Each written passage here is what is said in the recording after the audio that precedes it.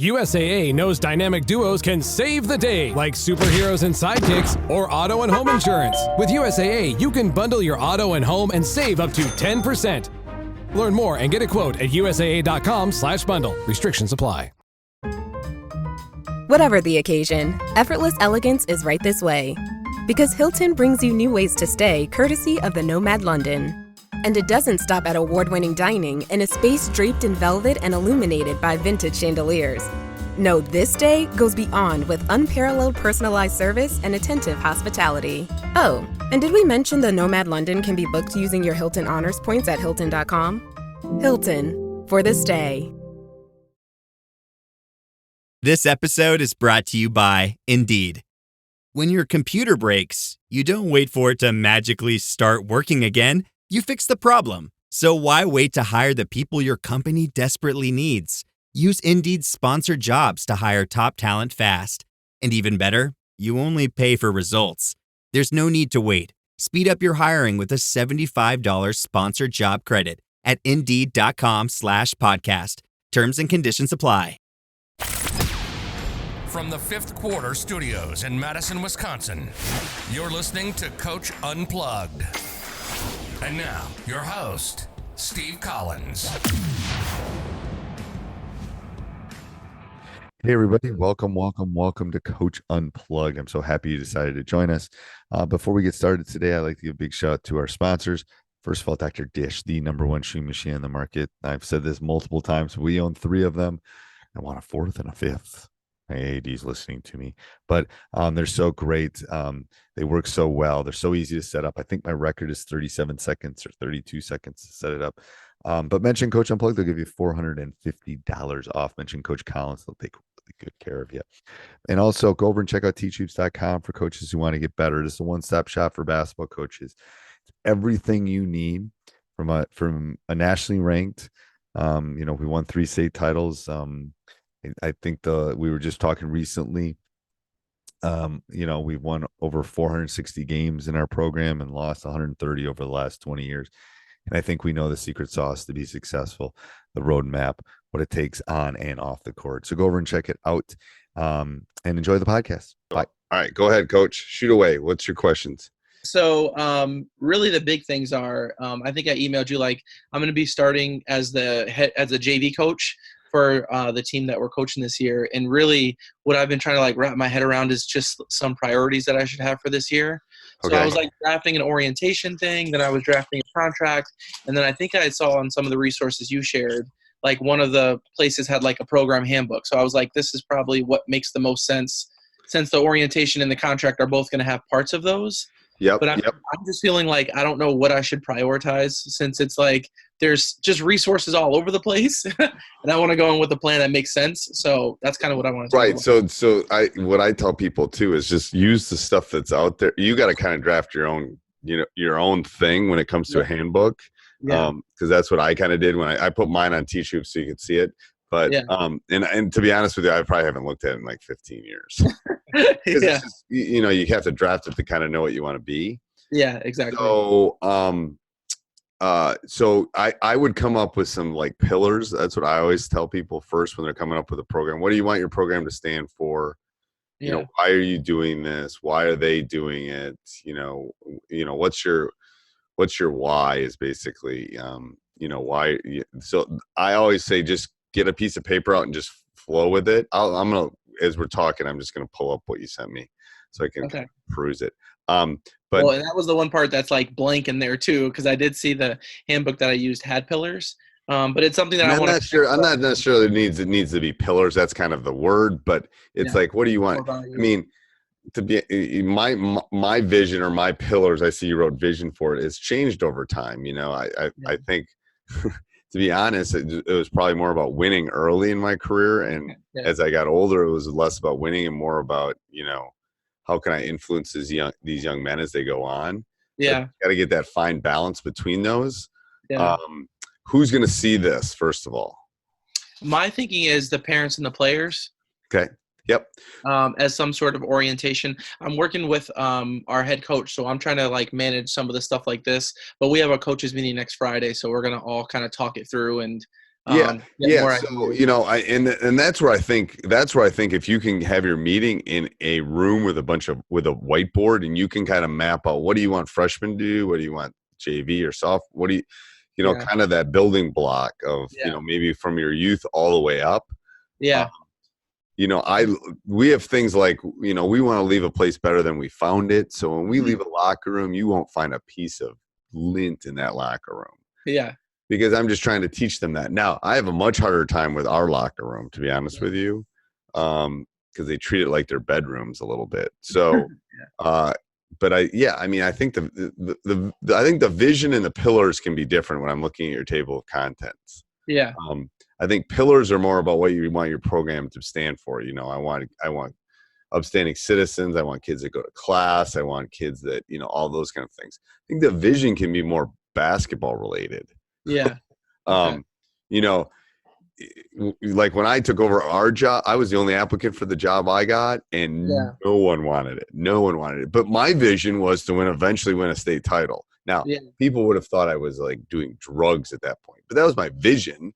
I don't know if you necessarily. We're in the same boat though, because so I'm in Springfield, and we've got tons of basketball. I'm in Massachusetts, so basketball all over the place. But I've driven in Springfield a lot. My brother has a place in New Hampshire, so we go. Oh, nice. All the time. Yeah. So where we actually coach is right outside. It's a small suburban. I think the school's got a couple hundred kids, but there's one elementary school, one middle school, one high school. And the nice thing, I just said I can relate to you because we're there, and high school starts at 7th grade, and there's not a freshman team. So I think there's missed opportunities with what's going on. And I feel like it's just a place that hasn't really had anyone who's taken it seriously enough to say we could win here. Right. That's what there's several things that happened for me. I was I was lucky to, you got to be good, lucky, and a lot of things, I had an NBA guy come through. Hell, most people don't have that, but we also had everything. We had all the stuff that you kind of listed there with vision and philosophy and programs already built by the time he came through. Yeah. But the first couple of years were hard. I had to cut kids that, that were just we're not going to fit into what we want. Yeah. I had people upset with me. I'm trying to remember. I think I cut a kid and I got 58 phone calls in one evening, I think. Yeah. Because I didn't pick up the phone. Which I could imagine here too, because it's that small town feel. Everybody knows everybody. So it's I think the key to you is, here's what we want to be. This is not a recreational, but we want to give every kid an opportunity for this. It's a talented and gifted program for basketball players. Yeah. I wish I could sing and be on Broadway or whatever, but I can't. So I think those are the kind of things. But I think, especially in a community, you got to over communicate early. Yeah. And that's where you got to be really careful with booster clubs. Parents think if they run a booster club, they have say. You got to be careful with parents. I think I'm looking at this. I think something you want to do is I think every program should have parent reps, but the parent rep thing should be to do everything outside of the basketball world, like the team dinners, all that kind of stuff. But I think you want to spell that out early. Yeah. This is not about anything other than, doing team dinners. They do have something good in place. They have an organization that runs boosters, and they're actually pretty active on Facebook. They do a lot of the fundraising. They're promoting games, a lot of good stuff. I don't know, the things that I'm looking at as far as team get-togethers, even some field trips to some of the college games and stuff like that. We definitely have to, me and the coaches, we're new to them too. So part of it is building a relationship with them and letting them know it's great that the boosters are there. These are the types of things that we're looking for. How can we partner to, just get our kids more opportunity and more exposure to things around them. And I think the key is too, it's I've said this on my podcast a million times. It's really, in order to cash some tickets, you got to have relationships outside of basketball. Yeah. To be able to hold them. I love your academic expectations, how you spelled it out. That's really good. Yeah. I'm going to describe it. It was collegiate, and then what's MIA? That's your association, right? Yeah, that's the Massachusetts. Yeah. Yep. Grade, we call them Tuesday reports. How do you do a grade check?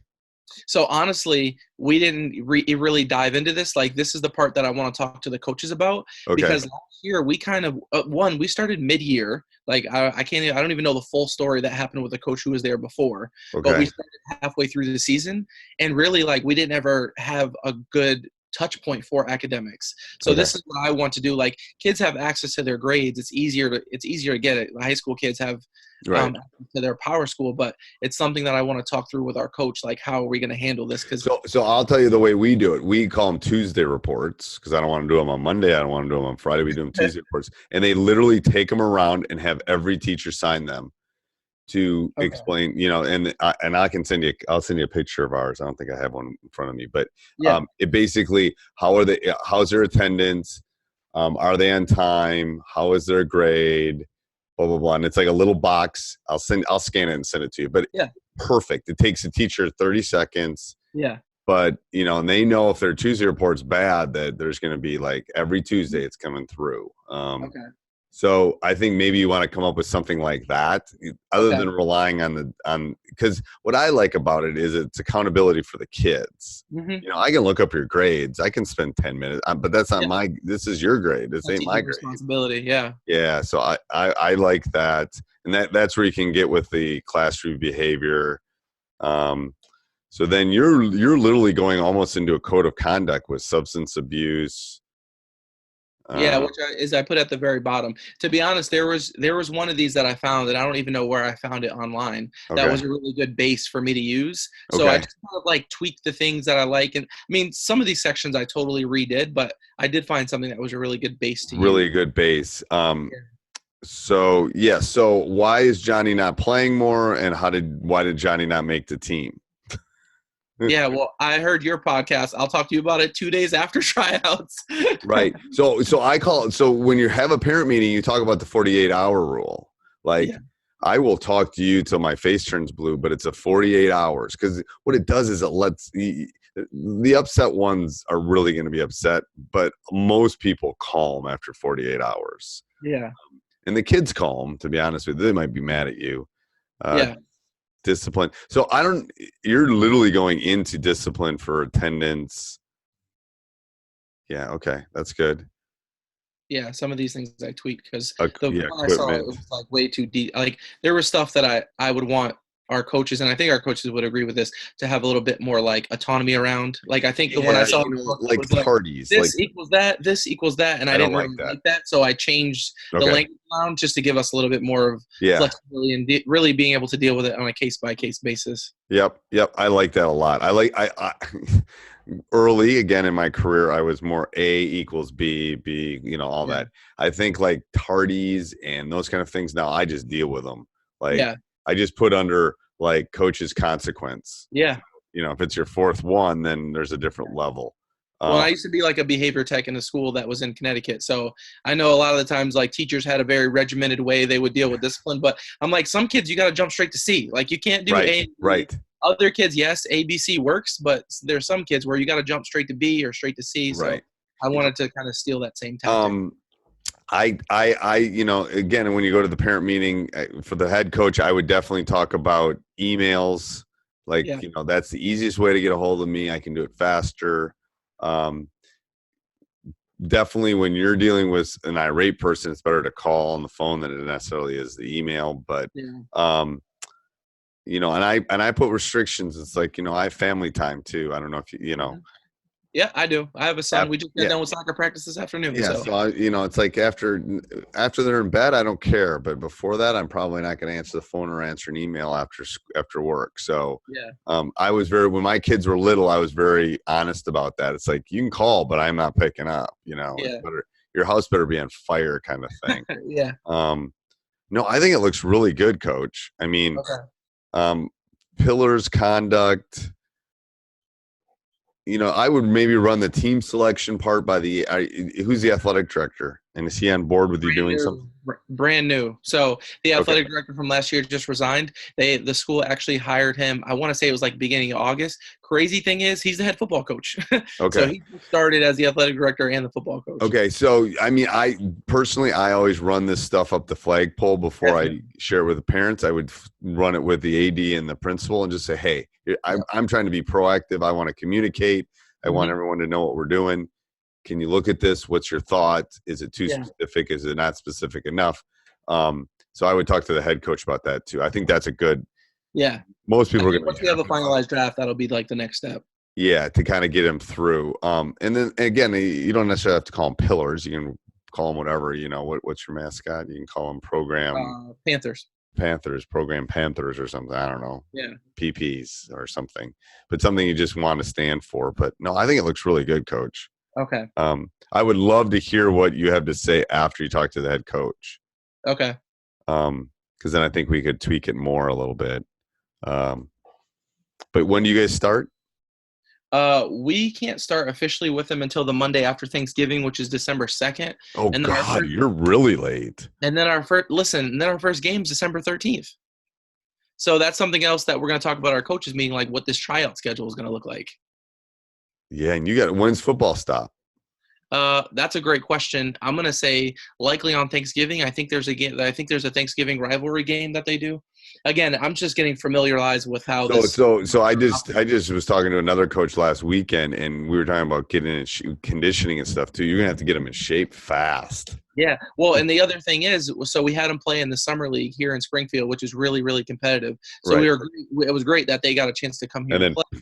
But we asked how many are going to be playing football, and like every hand went up except for one or two. Yeah, I know it's fine, but in terms of like thinking about our timelines and like you said, getting them ready for the basketball season. So that's why I think, and the next time we talk, we can talk about this. But I think what you want to do is you want to have a meeting with them. So I would do the meeting with the coach, then get everything kind of tweaked, then run it up the flag. Then I would, even though it's football season, you can do it in the morning before school and say, hey. So here's my thought. I know you're in football. I'm super excited about it. I'm coming to the games, blah, blah, blah. But we need to get you guys in the gym shooting or, doing something at this point, not necessarily playing because you don't want to get them hurt. But what's your idea? When would work for you guys? Maybe it's a Saturday afternoon, whatever it is. Because you need to do that. Like we start in middle of November, and we'll start school-wide conditioning in the middle of October. So that's something to run up it will be advantageous for you come the beginning of the season if you can do that. Okay. Yeah. All right. Anything else real quick? So here's how these work. Every other week I do one-on-one calls, and then next week I do office hours. So I'll just pick a time. Okay. And then anybody that wants to come in can ask questions. Okay. So that's good too. So you could bring this and shoot it up, and people could look at it, and we could all bounce off too. So I like it. It's just different, one-on-one versus The other question that I might have, and I don't know if this is quick or not, but is about read and react. So like I pulled some of the stuff that you sent me and some stuff that was online because I really want to use that. But I'm thinking about like the formulation of the playbook. So the two questions I had related to that was like, how many layers would you do with this JV team? And should I just plan to do that as my like regular normal set offense? Like I know there's tweaks for zone and tweaks for man, but I didn't want to dive into like a bunch of plays if you think that like. No, I wouldn't do that. So I'll give you my 1 minute version because I got somebody else coming on. Here's my 1 minute version. So I would do maybe one or two layers. One layer being just passing and cutting and filling the spots. That's easy. They will do that in 5 days of you doing it. And then I would pick one other action that you want to get really good at. Maybe it's a screen away. Maybe it's a slip. Maybe it's a double screen away. Maybe whatever it is in the read and react you want to work on. And that's it. I would literally get really good at those two. Okay. I wouldn't add anything else. I would keep it simple. It will work against the zone. Read and react. I know like what you say, and I've seen it online too, where there's like 68,000 layers. Oh my God, it's just I'm a relatively bright person. No way am I doing all Rick's layers. But okay. Cool. And then just draw something up or give me a couple of steps that you're thinking for the read and react, and I'll take a look at it. Okay, perfect. Okay, awesome. Right, thanks, Coach. Yeah, have a good night. Yep, bye. Hey, everybody. Hope you enjoyed it. Make sure you subscribe, like, jump up and down, review, do whatever you got to do. Also, go over and check out teachhoops.com for coaches who want to get better. Have a great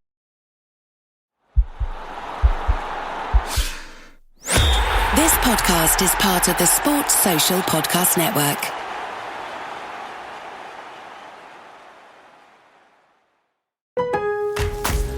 Memorial Day doorbuster deals are here at Lowe's. Right now, Rewards members save $80 on the Master Forge 4-burner gas grill, now just $149. Plus, Rewards members save $900 on the Lowe's exclusive Hisense French door refrigerator, now only $999. Lowe's, we help, you save. Valid through 5/26. Selection varies by location. While supplies last. See Lowe's.com for more details. Program subject to terms and conditions. Details at Lowe's.com/terms. Subject to change.